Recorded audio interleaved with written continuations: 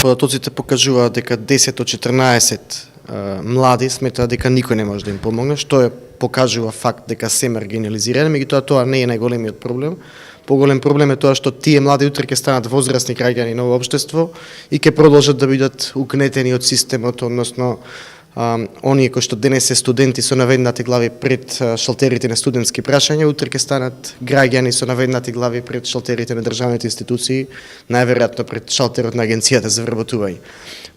Зошто сметаа дека никој не може да им помогне? Прво заради тоа што не веруваат во системските решенија.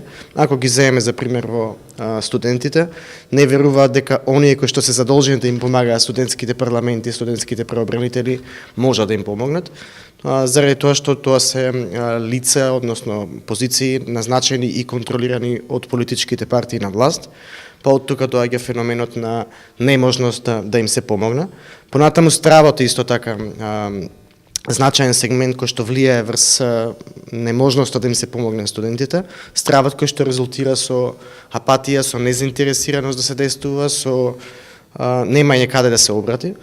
Полесно е студентите да ги истрчаат тие 4 години додека се во високо образование без да влегуваат во конфликт, трпејки неправди и прекршени права, отколку да се занимаваат со обраќање представки до институции, до студентски правобранители и слично, кои што никогаш не им помагаат.